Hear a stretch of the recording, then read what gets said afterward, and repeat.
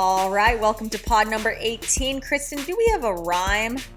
18, feeling like a dream. Oh, I love that. All right, we're going to spend... Pretty sure we already did that one, but I'm going to do it anyway.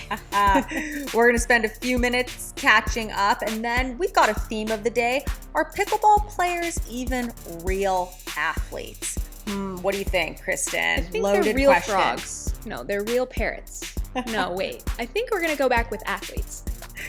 We're going to review the PPA Takeya. So much to unpack and unload from this tournament, including my partner, Sarah Ansbury, taking down Colin Johns with a shot to his face. We're going to talk about what it means to be a pro athlete, some real struggles, trials, and tribulations mentally that I'm kind of going through in real time. And then we're going to finish up with a By the Numbers segment that you're not going to want to miss. It's on $1 billion blondes and buying TV time. And to wrap things up, we're going to talk about... A lot of bees.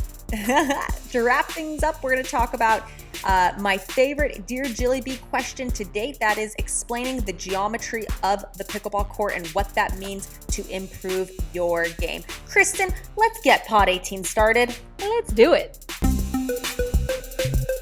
You're tuned in now to this pickleball life. I'm K-Dubs and Jilly B is my wife. She's the pro and I've got the filler. She's sweet to me, but on the court she's a killer. Unadulterated and efficiently bringing you the best and worst things in PB. Tell your friends and stay for another. And no one loves us more than your mother. One thing's for sure, one hit and you're addicted. Grab a pile, grab a court, don't resist it. So click subscribe, let's go, let's get cracking. Things on gun, let's go, let's get laughing. This pickleball life. Welcome, everybody, to your favorite comedy podcast, masked as a pickleball podcast, where we discuss anything and everything, including sometimes pickleball. I am Kristin Walla, a.k.a. K-Dubs, pickleball enthusiast, duper 4.09, golf pro, and an armchair sports psychologist, as well as founder of PB Gods. And I'm Jill Braverman, aka your girl, Jilly B, top 20 in the world pro pickleballer, former tech CEO at Duper, former chief of staff at Major League Pickleball, and current co-host of this pod. No way. You're Yes co-host, huh? The hostess with the mostest. I just hang out and do the tech. And we're gonna try our best to keep this pod at a little bit more of a clip, since we did give you a bonus 30 minutes last week with our 90-minute pod that I considered cutting out some elements of, but I decided, you know what? What's the point of me cutting stuff out if they can just skip through a chapter? So give us a comment. Let us know if last week was more pod than you wanted or it's never enough, because we love user feedback and we want to give you the exact pod you want to listen to. So moving right along, we did go to physical therapy pseudo together, back-to-back days. I had my first physical therapy post-op appointment, and thanks to our good friend Maddie for recommending a great physical therapist named Vince. Vince is our new VIP in the family, and he gave me a lot of compliments and said I was ahead of schedule with the limited amount of progress I have made, which is to say, look at me, I'm sitting in a chair. I don't even have my foot up right now. But I told Vince to be very careful with compliments because I have a track record of getting extra lazy when people tell me I'm doing extra well. That's correct. So very important to know thyself. But yeah, they gave me this intake form and it was like, how are you doing with the following activities? Standing for 1 hour, fail. Carrying things, fail. Walking a mile, forget about it. Walking 2 blocks, extremely difficult. I was like, are they trying to cut me down and make me feel like I can't do anything? Because I already know that. But thanks so much for the status update. For those of you that don't know, Kristin tore her ACL 3 years ago skiing and is actually part of the 3% of the population who tears their ACL and doesn't necessarily need surgery, which there was a famous football QB, right? Oh, yeah. Who played John Elway, who played for years without an ACL, but got all the surrounding muscles really strong. So she's recovering from that, plus then tearing her meniscus on top of it. Menisci. Yes, playing very pickleball. Good Latin. So her recovery is a little bit increased due to the meniscus issue. But yeah, you're doing great. You took a shower yesterday, which absolutely day. exhausted you. Like, Oh my God. put you flat Yeah. on your back from the excursion and the physical physical activity. That's really the reversal ratio, where it's like when a shower doesn't revive you, but it takes it out of you. We'll know that I'm getting to that next level of recovery when a shower makes me feel good again. That's really funny. I need to clarify, I was bathing, right? I was cleaning myself, but yesterday was the first time I actually went into the shower. So just had to make that clear. I washed my hair and everything. Thank you. On Thank to our you new for that. sponsor. For me, last week brought on a new sponsor that I'm really excited about, NeoSlick and their Vega 40 ball. I think I speak for everyone when I say we're craving something that plays, close to as hard as a Dura with the durability, though, of like a Franklin. And we all don't want to pay $3.50 to $4 per ball. And that's exactly what the Vega 40 is able to provide. All that durability, plus the like hard feel and the consistent flight and balance of like the most premium balls. So I tested it out, fell in love with it. Sarah Ansbury is also an athlete and a huge proponent of the Vega 40. So you can use my code Jilly B for a 10% discount, and that puts you at $1.95 a ball compared to like $3.25 for say a Dura.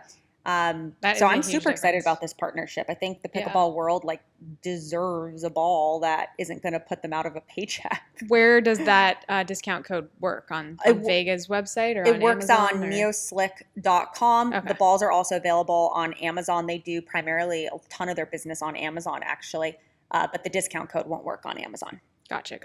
Yeah. And then in honor of this partnership, we are going to be giving away 2 24 packs of balls. Oh, nice. So if you don't follow me on Instagram, Jilly B Pickleball, be sure to, because we're going to talk a little bit more about how that giveaway is going to work. Excellent. One more important update. My sister, Natalie, last week, we decided that she is going to get into pro pickleball. You might have seen some really fun videos of us training together. Yes, for those of you who may not know, Natalie played D1 tennis ahead of Jill at Pepperdine. In fact, she was, as the joke goes, their oldest sister played professional tennis. Natalie was number 1 on the team at Pepperdine, and they both were like, don't even try. Like, just enjoy yourself.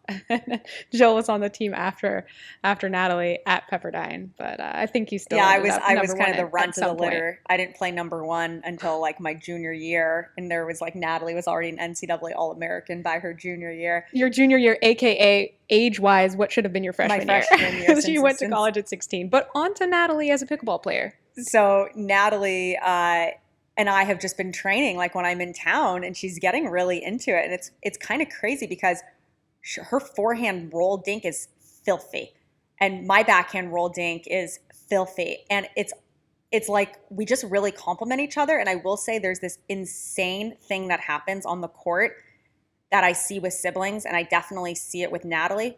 Telekinesis. Yeah. ESPN.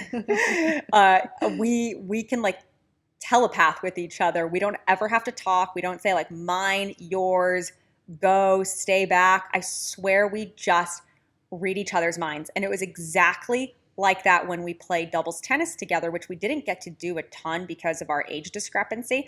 So yeah, Natalie is 5.5 years older than me. She has 3 kids. She's done having kids. Her husband's getting snipped in a couple weeks. Sorry, Aiden.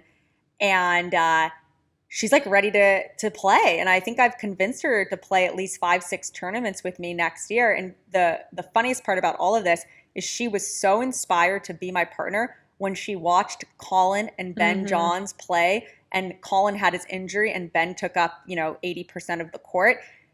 Natalie looked at me and went, this is it.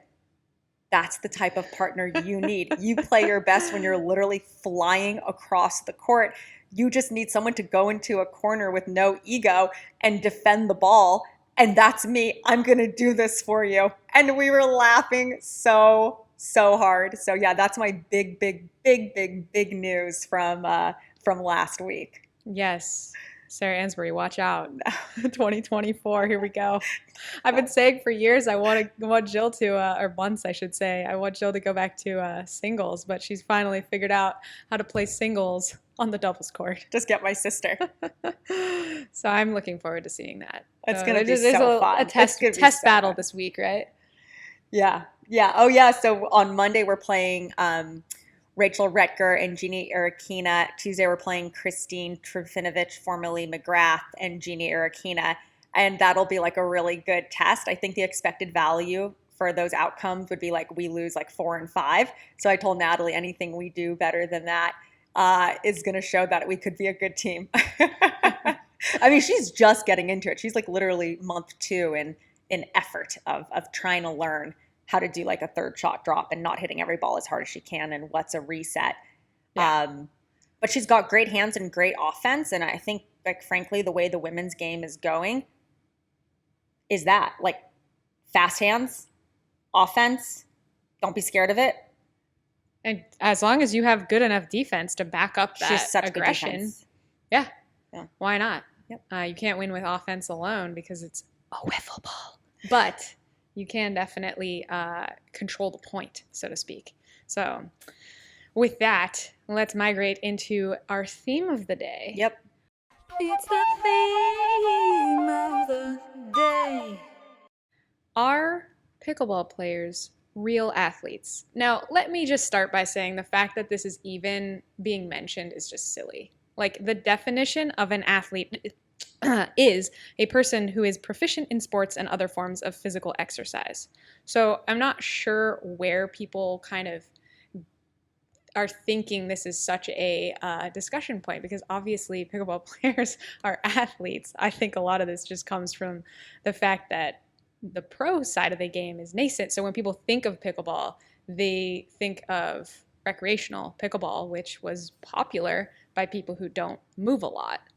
But if you look at the highest level of anything, it's very different from the lowest level of that same thing. So it is kind of a funny thing that I love, that people take such a pleasure in cutting down other sports. I'm used to it with golf, but what's your take? Well, I'll never forget when you talk about how people take a pleasure in cutting down other sports.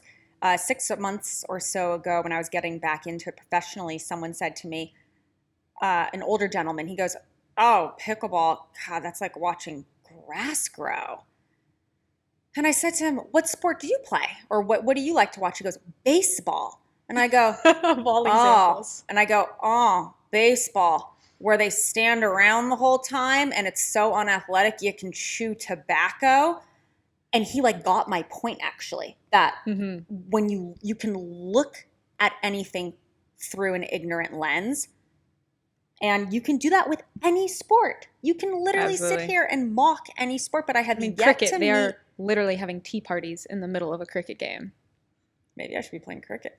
I have yet to meet one of these haters on, oh, is pickleball a real sport, or you're so unathletic, fake athletes, who has played pickleball themselves. Like, I have literally, like, that is my number one response to someone online, these keyboard warriors who go, "Pickleball, not a real sport. You don't have to be an athlete." I respond and go, "Have you ever played?" And invariably the answer is no.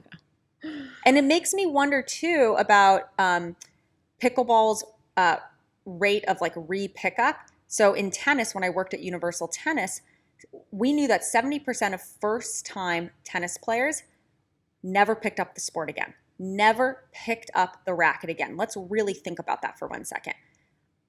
I think it's 70% of first-time pickleballers get addicted to pickleball. Yeah, the retention rate has got to be at least tenfold whatever tennis is. It's got to be at least 70, and 20-fold right? whatever golf is. The only thing that keeps people in golf is the, what's the phrase we always use? The sunk cost theory. Totally. But they're like, well, I already spent $2,000 on clubs and I joined a membership and I took lessons and I bought the clothes, so I can't quit now. Okay, so here's a hot take. This notion that, oh, well, when the best tennis players come into pickleball, all the existing players are in trouble. Watch out. And this notion that's right there with it, that pickleball players aren't real athletes. Well, I'm going to sit here and say that I think pickleball players are more athletic than tennis players.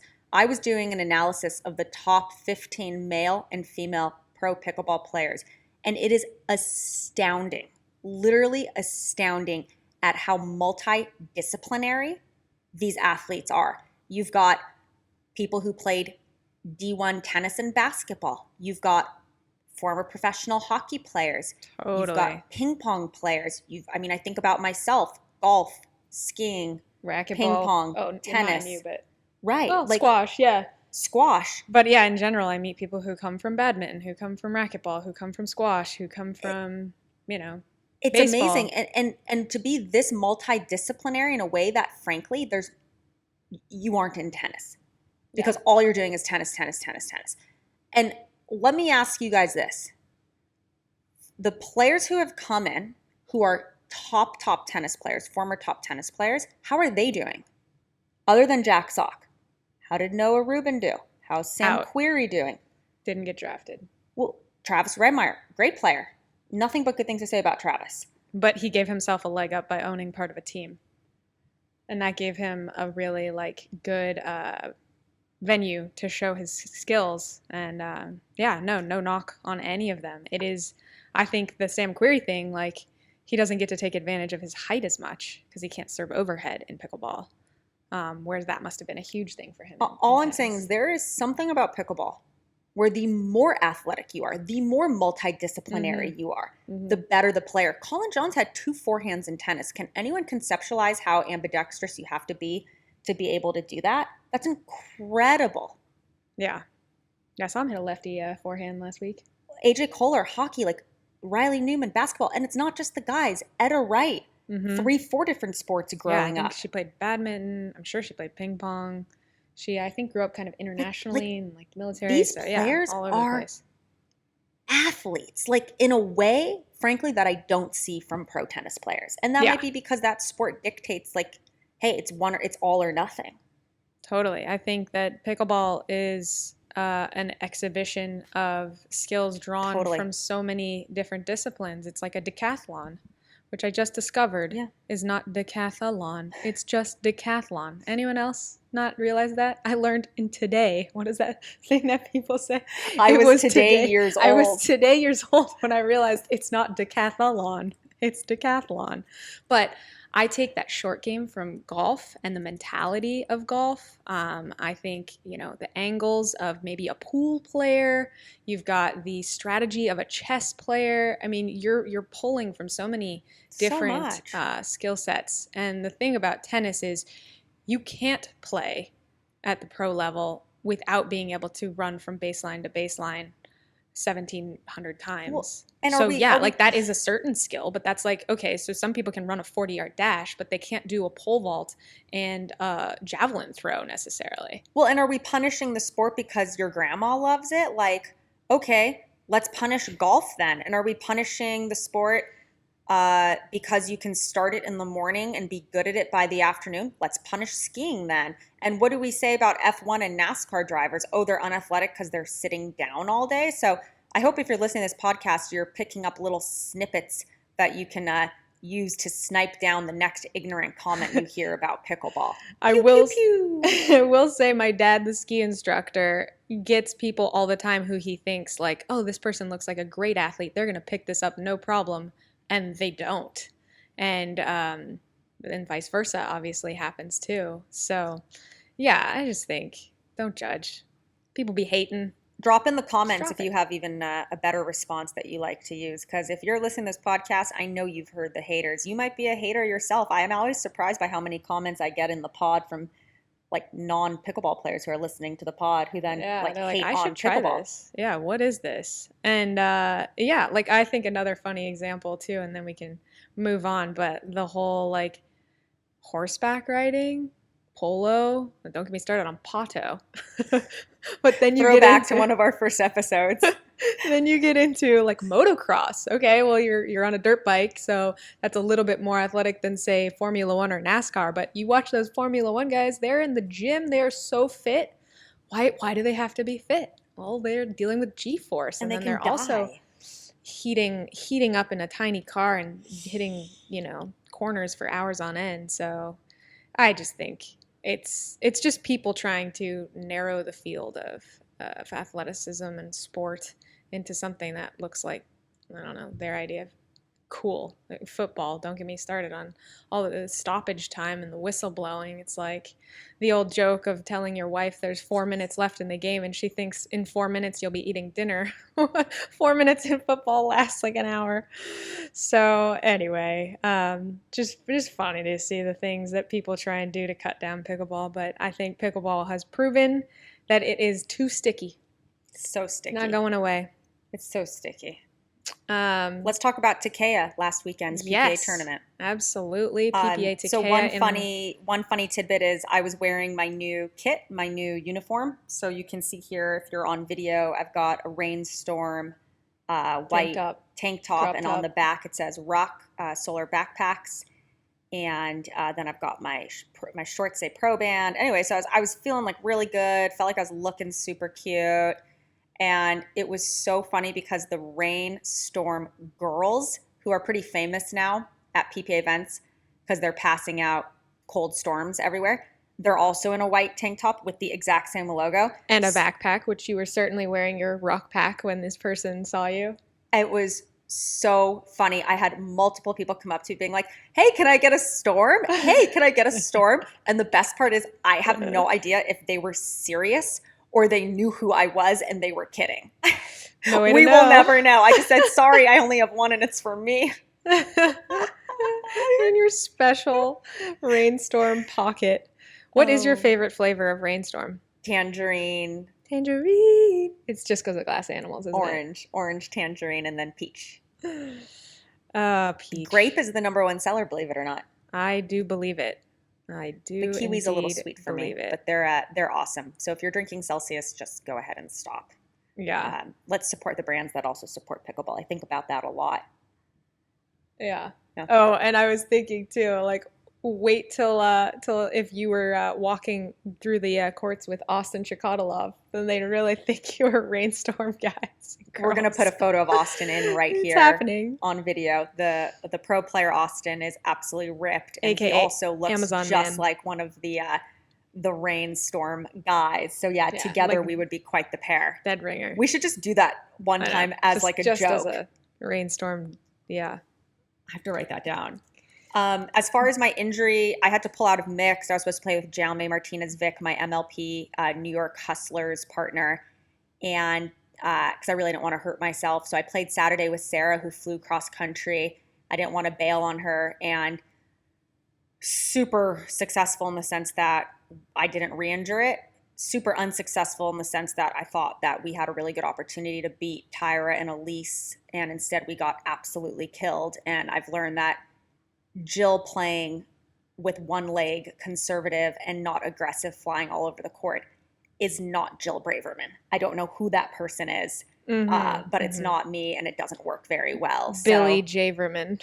Yeah, Bay Javerman. It's B Javerman. It's someone else. It's not me. And so I'm looking forward to hopefully spending all this week rehabbing my hamstring, not touching a ball till Monday, playing hard Monday, Tuesday. And I want to play hard on purpose because if I can't do it in practice, what's the point of getting on a plane and flying to Utah for Tournament Champions where I'm playing with DJ Young, who's hot off beating the Johns brothers, and had a great tournament, almost took down Dylan Frazier and JW Johnson, lost 11-9 in the third, if my memory serves me correctly. But yeah, what's the point of going and flying and playing with Bobby Oshiro and who's a fantastic player, and DJ, if I can't go balls out 3 days before that? So I think Monday and Tuesday with my sister against Rachel Recker and Jeannie Arakina is going to be a really good test of the hamstring.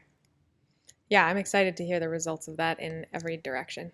So yeah, Sarah had a weird tournament. I mean, Sarah Ansbury, my partner, faced off against Elise in the second round twice. Yeah, faced off against Elise and Colin when Colin Johns hurts his Achilles. And I was texting with him yesterday. I said, did you know Pro Band makes an Achilles and an ankle brace? I'll send you one. He's like, thanks. Let me see what the orthopedic says today. Yeah. And so good luck to him. I hope he heals quickly. But yeah, Sarah had to play Colin and Elise, and they lost the first, and then Colin went down. And then, yeah, played Elise and Tyra, Elise again in the second, and women's, like you said. Yeah, it's been a lot of people kind of giving Eric some flack for hitting Colin in the face, but most certainly that was accidental. He was like practically facing backwards when he hit like a backhand overhead, and well, I Colin's think face Elise just was happened to really. get in the wrong I think we place. should play that clip here, and I think Elise Jones was really annoyed because had that ball not hit Ricocheted off Colin's Colin head in his head on She his was right face, there, yeah. she would have gotten it. She would She have was been totally there. They would have won the point. Yeah. I mean, Colin's face got in the way of them winning that point. Yeah. I'm just saying. Just think about it, guys. Yeah, it's a catch-22. If his eyes were open, he might have gone blind, but since they were closed, he wasn't able to dodge the bullet. Also, we should also insert my all-time favorite pickleball clip ever, which was Elise Jones going down Head over heels. head over heels. The video board. Is amazing. Somehow her falls just look so much more athletic than anyone else's falls. Oh. Jones is down. I hope she's okay. She's back up. She's back. We're still playing. Oh, if they win this rally. They do. Come on. Run it back. We've got to see. Disappeared. She went behind the boards. Yes. Let's go. We have got to see the acrobatics of this.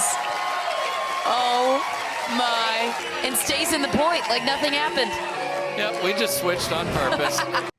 It's all in the recovery, you know? If you ain't falling, you ain't trying. So speaking of Takeya, just some quick little things I noticed that y'all might be interested in. I was watching Riley Newman and AJ Kohler play up close. I had like literally this crazy front row glass viewing, like they were almost animals at SeaWorld, because I was inside at Los Cab in the player lounge, and there's this like glass it's, like, portal, right behind the and you can baseline? you can like watch a match. So I was watching their match, and I felt like I was watching like high definition television, because you've got the glass screen and then they're right there. Like you could reach out and touch them. We're there, that we're finally comparing real life to HD television. It's more than 8K. It's Infinity K. Retinal K. Oh my God. All I meant was you were so up close. No, That's what I totally, really totally. mean. And so It's I a could hockey see Riley and AJ's expressions as they were playing against Dane Gingrich and Daniel Raditi, two senior pros.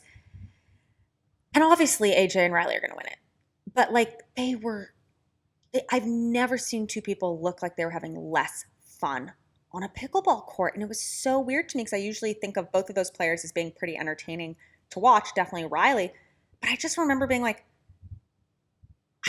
I have never been that miserable on a court. I've never looked that unhappy on a court. No, it's interesting. I mean, I do think that Riley's whole take on pro sports is the whole like winning is fun. Yeah. And I'm not having fun unless I'm winning, and winning is the only fun. And he's not alone. There's a lot of people who play that way. I just think it's you compare it to Jaume and Wyatt, Jaume Martinez Vick Absolutely. and Wyatt Stone, who played coincidentally against Riley and AJ. And that was one of the most entertaining matches I've ever seen, just in Jaume and Wyatt's like reactions, response, their energy, the like fire, the laughter. Like you look at Wyatt, like he's laughing a lot. Jaume's doing behind the back shots. Not that Riley and AJ don't do a bunch of really cool shots, but my point is there was like they were playing. Riley and AJ were working. Yeah. Yeah, Jaume and Wyatt were playing. Riley and AJ were working. Yeah. And I can't tell you how many people say to me, I'm so happy you're back in the sport. The sport needs you. You're so entertaining to watch. And when I try and tell other players, like, we're in the entertainment business. Absolutely. Where are Like- these sponsors coming from? And maybe I'm lucky because that's just the way I play my best anyway. Like thrilling, fun, relaxed, laughing. Yeah. Like I'm competitive and I want to win, but I want to entertain too. And there are different styles of doing that. Obviously, there isn't another Jilly B in the world. And if there were, like, great. But you can be your own version of entertaining. You can be your own version of, you know, fun and endearing. And, you know, there's the Elise Jones diving for things. And there's the, you know, spirited cheers from Julian Arnold on Diamo. Like, you know, make it your own. But I think, like, you even said that Tyra was saying she played tennis so long that they, like, beat it out of you. And that's going to be the interesting thing, not which high-level tennis players come into pickleball, but like which players who start at 14 like Dylan Frazier or 12 like Anna Leigh Waters don't have that stuff beaten into them before they have to remove it again. Right. Tyra and I have, I think, 3 more tournaments together this year. We've played a couple this year already. And one of the first things she said to me in St. George during our first time playing together was, wow, you can be really like fiery on the court in pickleball. You can be like really aggressive. You can like fight with the ref. You can like yell the F word with like little or no consequence. You know, I used to be like that. I used to be super fiery on the court. I had it, like you just said, completely beaten out of me by these ITF referees and the whole culture of tennis being like, you're castrated. Like all emotion is just completely castrated from these poor tennis players. Another reason I think that sport is frankly failing and so hard to watch. It's like nobody wants to watch these robots on the court. Like we want to see emotion. Totally. So I did clip 3 awesome points from Jaume and Wyatt taking on AJ and Riley. That is on my KDubs PB Instagram if you want to check them out. I think they're SportsCenter top 10 worthy, but that's just my humble opinion, which I did discover. I didn't know this, but Jaume does have another point that made it to SportsCenter top 10. Did you know that? Which one? Behind the back? It might have been, I think it was obviously a singles point, and I think there was like an ATP and a something else. Oh, but yeah, I remember that. You can check out his so speaking of page points that deserve to be on ESPN SportsCenter, I had a point in my first round playing with Sarah in women's, obviously, because I only played women's. I did my first ever in-match behind the back. And How did that go? Yeah, no, it was really, really cool. And then the opponent stopped the point at the same time that the ref stopped the point at the same time that I stopped the point to be like, I think it rolled up my back onto my paddle. And last time I checked, you look like a Harlem Globetrotter. I was like a Harlem Roll Globetrotter. Roll it on down, flick it over. So yeah, that's my first, baby's first ever illegal around the back. Oh, that's so funny. Yeah, they were making a point to like ask whether that happened or not to Jaume's around the back, but his apparently was clean. So yeah, so speaking of Tyra, taken down Anna Leigh. the GOAT. Yeah, Anna Leigh, very humble about it. She said in the interview she even still thought she was going to lose when she was like basically 5 points away from taking the match. But real props to her. And someone else made the point of like just Huge before props. Daytona, the other Daytona PPA in like March, she lost 0-0 to AL. So figured it out. Yeah, let's think about that. 12 months ago, she lost 0-0. Yeah, the next person who loses 0-0 to AL, just remember, you could be Tyra. 6 months. That's well said. So I think that you either fall into one or two camps here. You're either like, oh my gosh, Anna Leigh's reaction was so childish, so inappropriate. We expect more from our number one player. Just to be clear, if anyone didn't watch, because we know you're not all as obsessed with pickleball pros as we are, but she kind of acted like Rocky at the top of the steps, like both arms straight up in victory, right when she hit it wide and lost the match. And then like, ran off the cheered court as quickly as she could. Then like was like, oh, tapped the paddle, chucked her paddle at her mom, and then ran off the court, did one more cheer, and kept running. So yeah. So like I was saying, I think you fall in one of two camps. I know the camp I fall into is like, leave her alone. Girl's 16 years old. And I mean, I say this jokingly, but there is truth in it. It's hard to be good at something you never practice. And she don't practice losing. Yeah. Like, not a whole lot of L's in that record. Like, how is she going to practice what losing? Is she like 402-2? Yeah. So that's my take is like, who cares? It did remind me of the last time we saw her lose in singles. Although, actually, I think Leia beat her once, right? Or maybe won one game, maybe not. I'll fact check that. But she definitely lost 2 years ago to Paris Todd at the San Clemente event. And that was when they were playing 5 games, I think. I think it was a year ago. She had Paris's paddle tested. So that was the last reaction we've seen from her losing. So Yep. So I think my sister said it well. She said, let's see how she handles her next loss, and that'll be the testament and the tell. best of 3. Yeah. But yeah, I think we all forget sometimes that pro athletes are still humans, and in this case, a human teenager. I know Michelle Wee had a lot of incidents as a teen in the spotlight. People, thinking she was kind of being a baby or a little bit of a diva, or like relied on her parents too much, or Let's all remember what everyone Whatever. else was doing at 16 years old. What we were all doing at 16 years old. Smoking pot in the back of the forest at high school. No. I mean, I had started college, but that's a far cry. Far cry from being number 1 in the world at anything other than maybe starting college. 16. But no, you bring up a good point, Kristin. Like, what does it mean to be a pro athlete? Like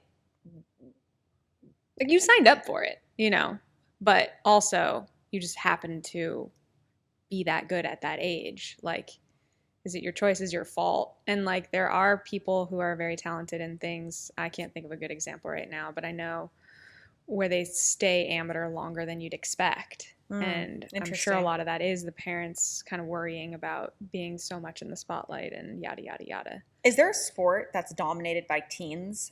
Is that ping pong? What's this? What's a sport that's dominated by teens? Because I think that is going to be pickleball.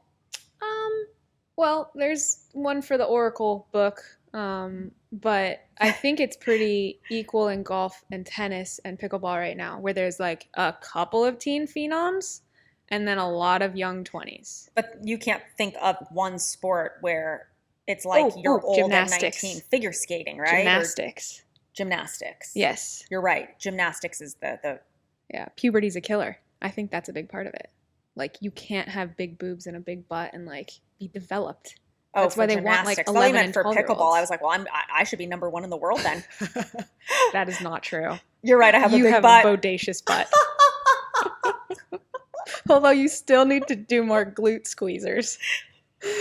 Oh my gosh. That was the common theme in our PT this week. We both need to squeeze the glutes. But Anna Leigh's loss and even my own struggles like really illuminates, at least for me, like what does it mean to be a pro athlete? At least in pickleball, you're only as good as your last win or your last loss. Like you're only as good as your last tournament. And that's forgotten about so quickly because guess what?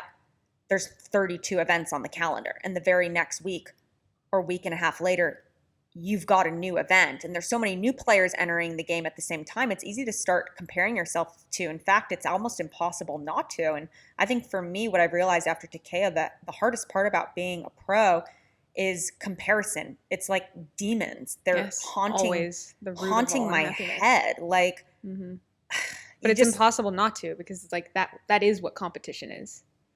It's like, and that's how do you stack up? It's weird because I've been an athlete my whole life and so have you, but it's never been my job. I mean, I went and played scholarship tennis, but it's my job now, and I'm not used to comparing myself to anyone. And they say comparison's the root of all unhappiness, and I'm feeling that more this past month than I've ever felt in my life. Like when I was running the commercial department at UTR and I was running Duper as CEO, you compare yourself primarily to like your previous numbers. So like for our sales team, we did X in Q1. We have a KPI to be up 20% in Q2. Q3, we want to hit this number. So you've got these previous benchmarks that are really against yourself. You're not constantly looking out the window at what your neighbor, your competitor is doing. And it's not like that at all in pro pickleball. And every time I sit here and think about like my own demons, like, am I going to finally medal in a PPA? Like you can't think of yourself as this top 15, 10 player, 5 player. Like I know I am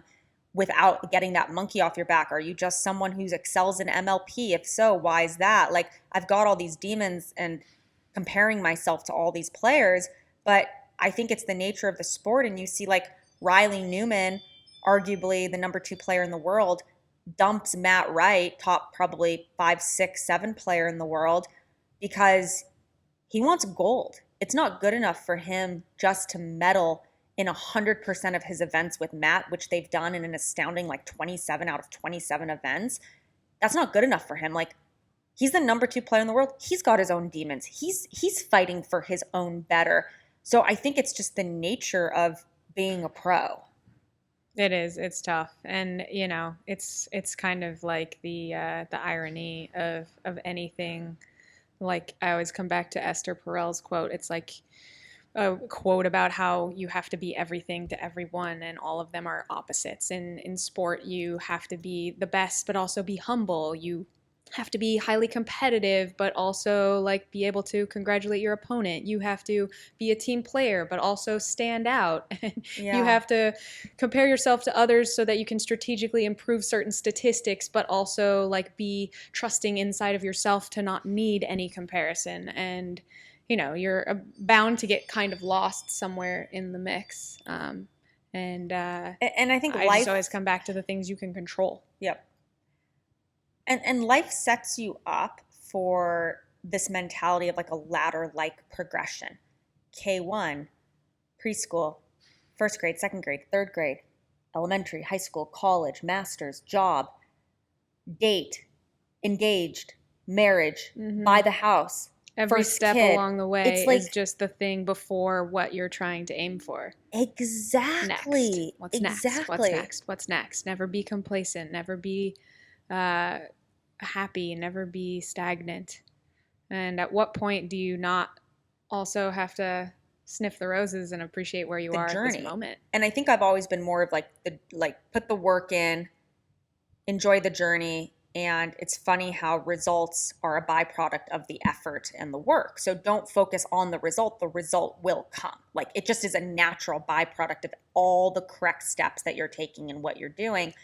But I would be lying to you if I told you I'm not super anxious to have a great result. Like I've had so many top 8 finishes, finished 6th at PPA San Clemente with Sarah, like beat really good teams there, beat Anna Bright and Megan Fudge, beat Tyra and Leia. Like, well, I've obviously won MVP at MLP, but like didn't get drafted to Premier. Like, is it ever enough? Like, what has like happened in my head that is making me like, it's not enough. Doubt. Like, I want more. Like, Right. when's my medal? Questioning. Like, that's so unhealthy. But is that just how every single professional athlete feels? Well, as a golf pro and as I always say, an armchair sports psychology expert, I just think it's so hard sometimes to recognize that some thoughts pop into our heads. We Right. can't control them. It's like, whoosh, don't go in that lake. Wow, I wish I didn't think about that, but there's a lake and I see it. So of course, my brain has to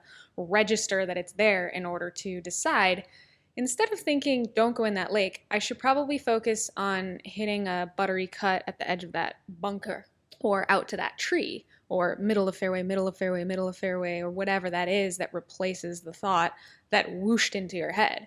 And so I think, you know, you being in the position that you are right now in pickleball, you're gonna see a lot of lakes and a lot of trees and a lot of bunkers, and you have to continue to triple down on the thoughts that actually are productive, Right. that are helpful, that just keep you back in the fairway, and forgiving yourself when you do go in the hazard, and remembering Right. that some risks are worth taking. And you know, if you try and hit it over the lake 10 times and you make it over the lake 7 out of 10 times, that's a good decision. And if you try and hit it over the lake and you go in the lake 9 out of 10 times, then we need to reevaluate your course management. So I think for pickleball, that's, you know, remembering that you've only played like 2 events since MLP and like 8 events total. And so much of match play is just the person in front of you and how are they playing today. And that's out of your control. And, you know, what side of the court did you get and who's your partner and how injured are they? And there are just these unlimited variables that go on. And you just have to smile and show up to the court every day with the same awesome attitude of support and positivity, and keep doing what you know how to do, which is hit a third, hit a dink, hit a put away, hit a speed up, be ready for the comeback, you know? And everything else is just results. It's just after the equal sign. All you can focus on is the formula. That was awesome. Can we put that on a t-shirt, please? That font size is going to be tiny. Tiny. Oh, man. I think we're going to take a quick break here, right, K-Dubs? Yeah, I did just want to also give a quick shout out to Gabe Joseph, who won gold in men's singles, who people sometimes were like, oh, he came out of nowhere, but he plays all the time. And you made the point of saying that Gabe Joseph's style of play is either going to win a gold medal or lose in the first round. Yes, I do So believe that. give us the 30-second elevator pitch on what that means. Oh, I love watching Gabe Joseph play. I actually won my first ever singles gold medal Alongside, yeah. in San Diego. Ice in the veins. Yep, while he won a gold medal as well. And we were both playing singles, obviously, and he was slapping his forearm, and I said, what does that mean? He goes, ice in the veins. And I was like, I love that. That was awesome. And he's really fun to watch. But yeah, his style of play I have to commend him for because, and this is a good lesson for everyone at home, you know that I'm a big believer in like dance with the girl you brought. Don't try and force something if it's not working. He is like, okay, people do cat and mouse. Doesn't mean I have to. And it doesn't mean he can't, but he just hits his ground stroke so flat, so fast, so hard. If he's just hitting anywhere within his spot, like within, 15% of his spot, he's probably going to win that point. He's probably going to hit like a clean winner or very close to a clean winner. So his game... Or it's 1 inch out of the line. Yeah, his style is just very like, flat, hard, go for the winner. And that style just gets you kind of like an on or an off. Like there are days in singles, and I was talking to Tyra about this, where it's like inexplicable how bad you are and how you like can't hit a ball in the court and you just cannot make a passing shot to save your life. I've had days like that, but then when my passing shots are on, I feel truly unbeatable. And that's, to me, Gabe's style is very like unbeatable when he's on. Tough to make it probably past the first or the second round when he's not. So there you have it.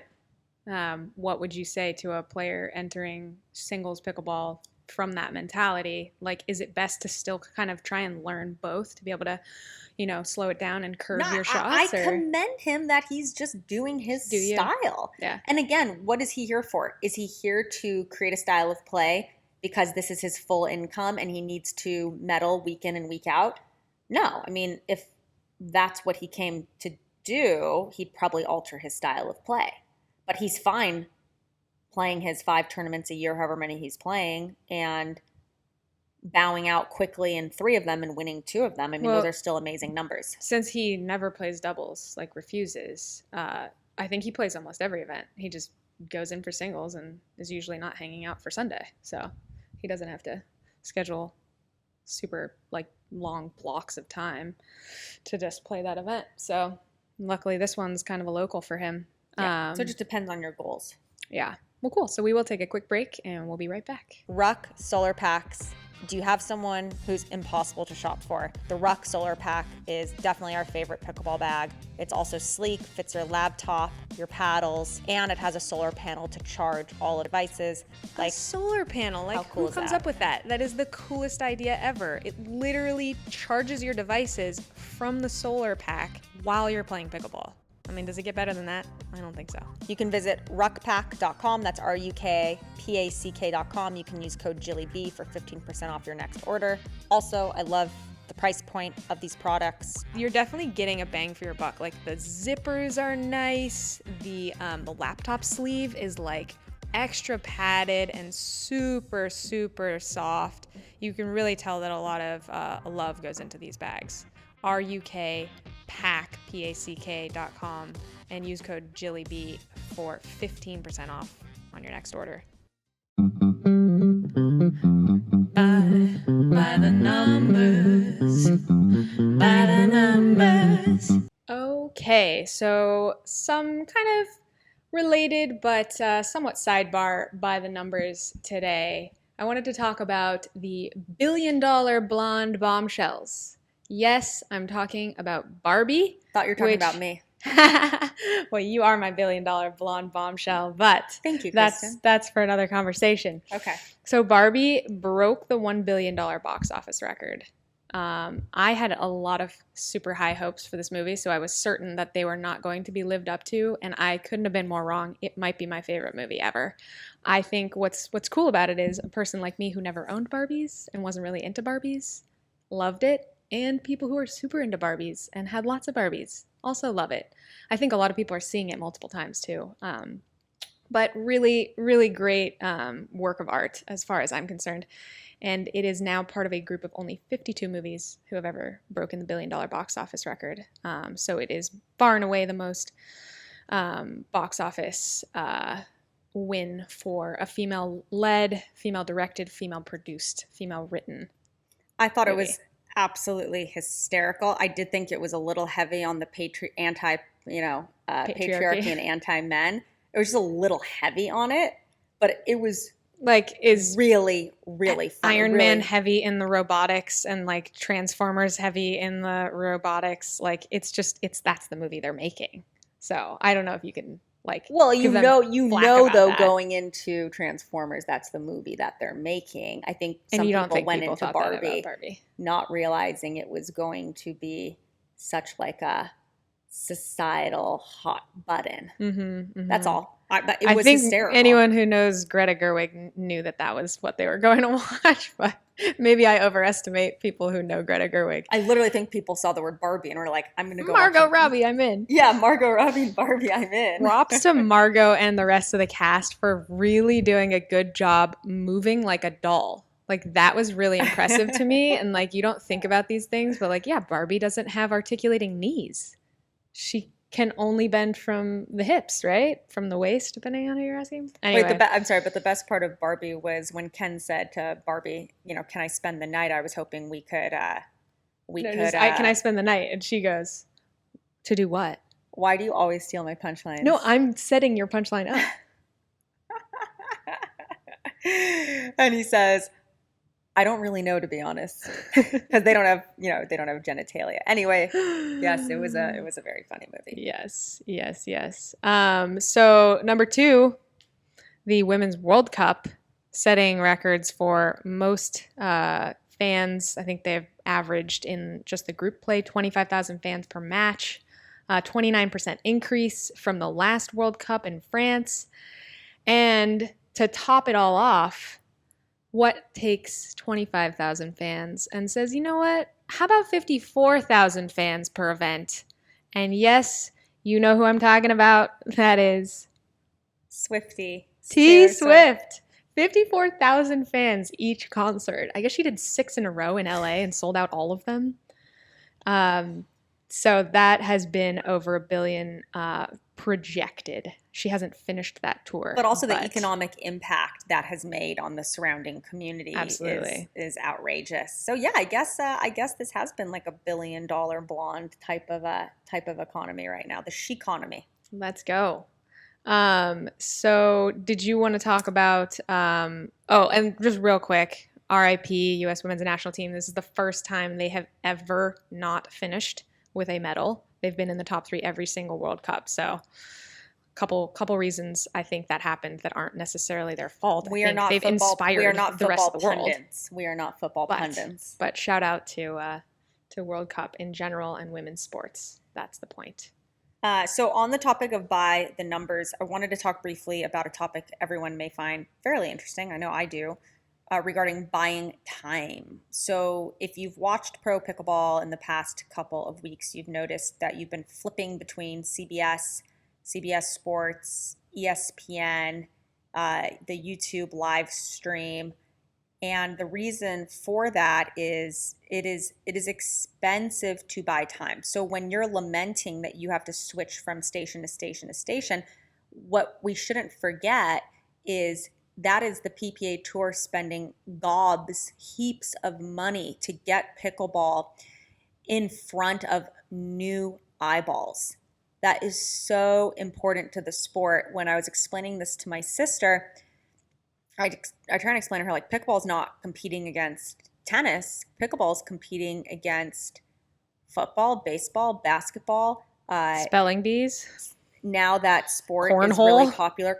Cornhole, thank you. Competing against cornhole. Frisbee golf, what's that called? Help me. What do they call it? Oh, yeah, frisbee golf. Disc golf. Disc golf. So sorry.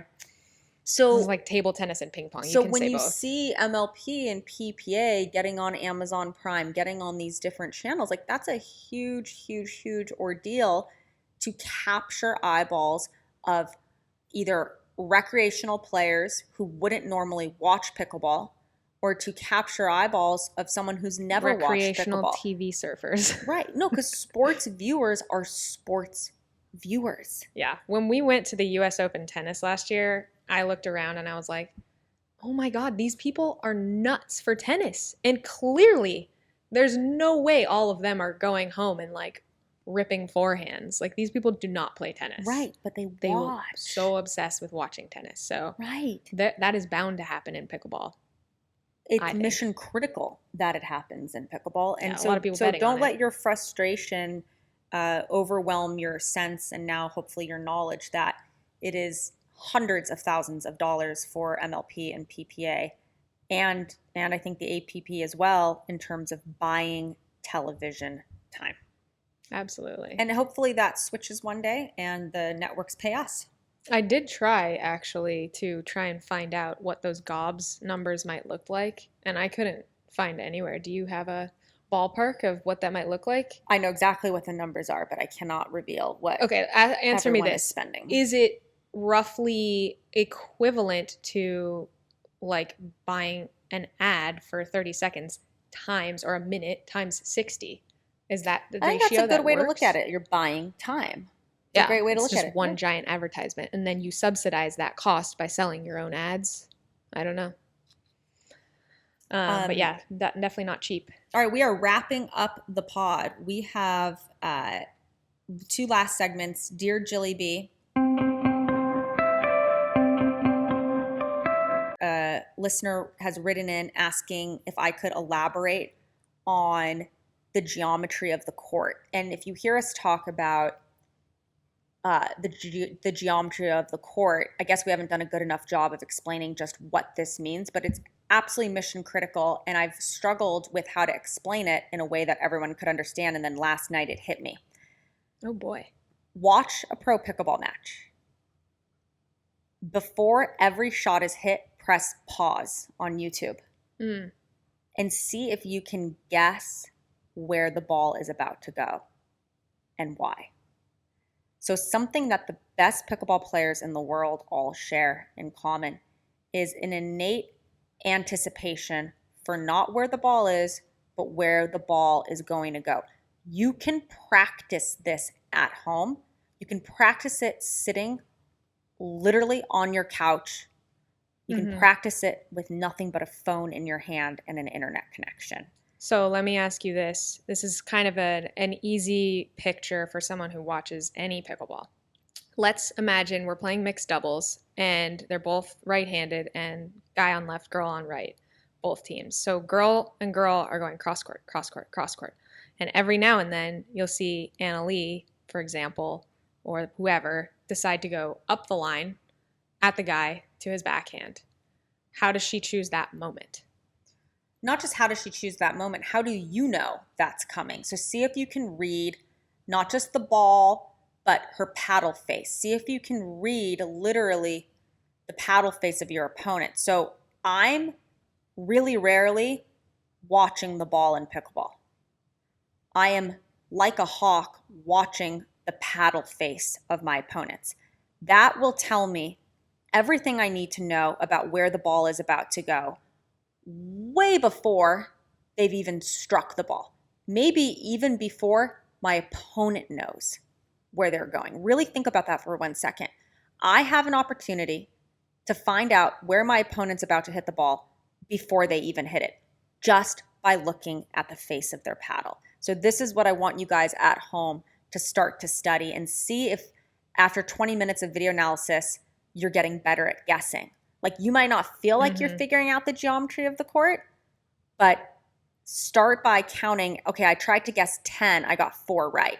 But my next 10, I got 5. And the next 10 shots, I got 6. And then in most cases, would you say there's 2 main directions someone's going or 3? Like how predictive would that be? So say you're watching someone, like I said, dinking cross court. Is there 3 locations they should be guessing? Or is it basically like, are they going to go cross court again? You're not just guessing are they gonna directionally. Lob, or are they going to go down You're the line? not guessing directionally. You're also guessing, are they going to speed it up or dink it? Right. Okay. Are they going to lob? Right.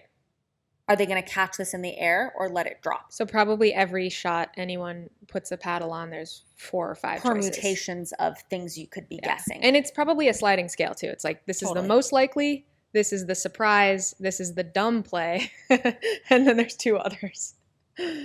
But yeah, definitely an interesting thing. I think has been proven over and over that Anna Leigh's greatest skill in pickleball is anticipation. Yep, she's moving well before the opponent has struck the ball. Totally. Kristin, do you want to talk a little bit about our the PPA MLP kind of organization, new rules, updates? Yeah. I had one sort of fact check we talked about, I think on episode 14 from Your Mom's Living Room, where they had updated some of the PPA rules, but then the link broke and they put them somewhere else.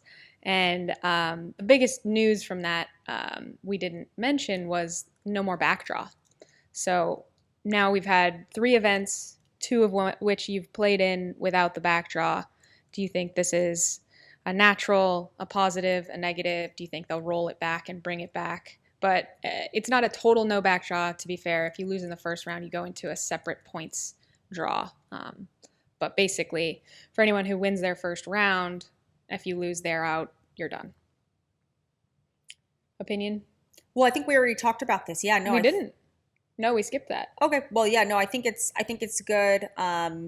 It's good and bad. I mean, I was like a backdraw warrior. A lot of my best finishes have come from battling through the backdraw and being, mentally strong and really wanting it, where a lot of players are like, oh my God, get me out of here. But I think ultimately it's good in the sense that it's less wear and tear on your body.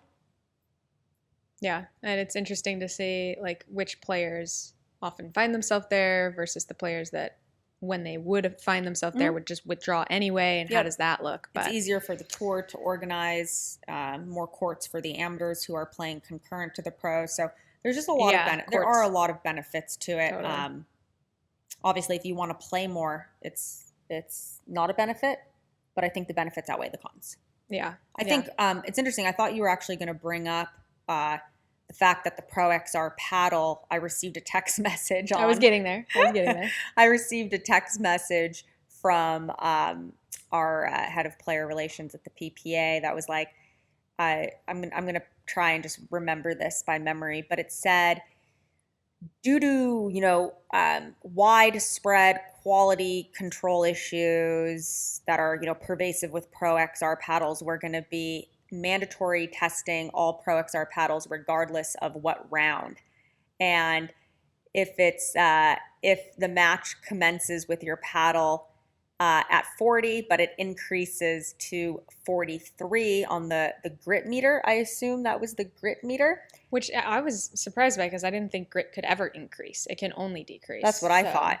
So there was some delineation of number that if it changed. So if it changed throughout the course of your match, your paddle would be deemed illegal. You would forfeit the match. So if you started the match with the meter at 40, 20 minutes later you finish your match, it's at 44. You're playing with an illegal paddle and you forfeit that match. So again, I can't tell you how much I disagree with punishing a player for changes that happen to their paddle within the match. I don't think they should be responsible for that. I had to experience this firsthand with Sarah Ansbury during Paddlegate when Lina Padagamaiti and Lacey Schneeman challenged Sarah's paddle after we beat them.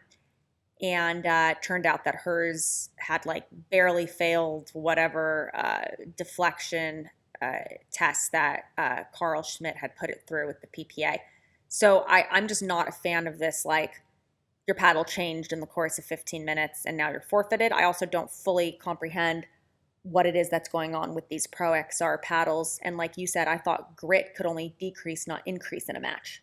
Yeah, it seems to me that there's 3 kinds of grit, and I know you hate talking about things on the pod that we're not absolutely certain of, but I know for a fact that when you look at the microscope of the groove-in, which is raw carbon, it's like a crosshatch pattern, and I know there are some kinds of grit that are basically texture painted on top of the surface, like say gearbox, which is also made of carbon fiber, but it's not a gritty carbon fiber. So they add like almost like a glue or some kind of extra product that also eventually will wear off.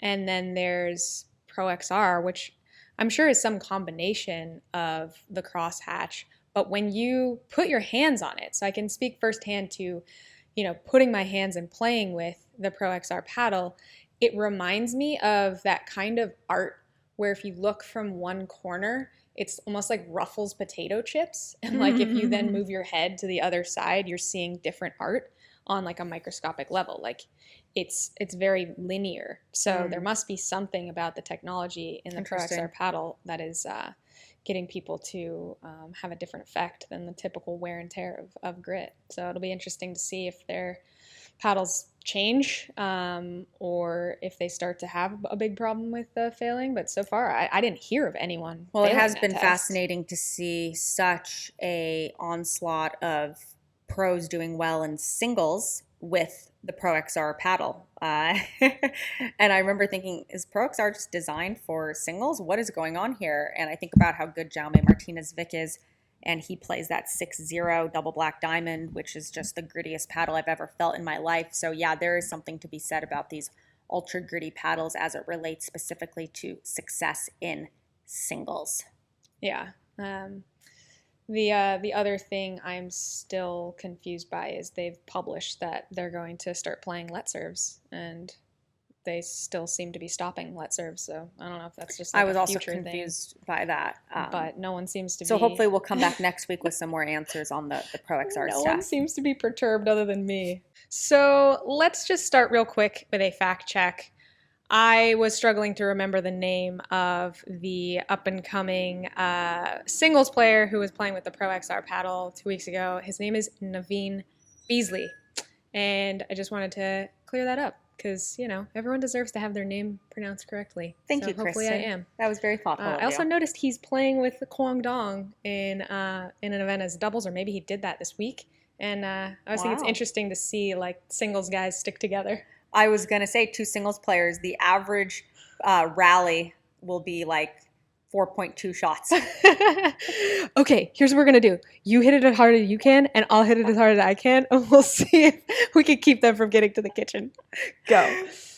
Oh, man. So the other thing we wanted to do was give a shout out and a thank you to Dr. Jamie Gold for writing in with her expert physical therapy advice on Jill's hamstring. But yeah, thanks to all of y'all that have written in and Dr. Jamie Gold. I'm rehabbing it and getting a little bit better every single day. And didn't tear it at Takeya, thank God. Yes, that is the best news ever. All right. Next week, we have another loaded pod. We're going to let you know how my sister does in her trial professional practice matches against Rachel Retker, Ginny Urquina. AKA, can she cover 1/8 of a court while Jill flies around like a banshee? We'll let you know if I'm good to go for Brigham for the Tournament of Champions. And then we're also going to be talking about our 10 cheat codes that we know now as professional athletes that we wish we would have known 10 years ago. So those are 10 physical and mental cheat codes. Excited for those for sure. And thanks for sticking with us. We will see you next week. See you next week. Oh, well, don't forget, pickleball is joy. Don't ever let anyone tell you differently. That's right. This Pickleball Life is a Tomahawk production, 100% organic, self-made, and homegrown. Music by K-Dubs, editing by K-Dubs and Jilly B. Check out pbgods.com and use code PBLifers for 10% off your next order. Do you have a question for Jilly B? Email us at thispblife@gmail.com to be included in future episodes. Don't forget to click subscribe. This Pickleball Life.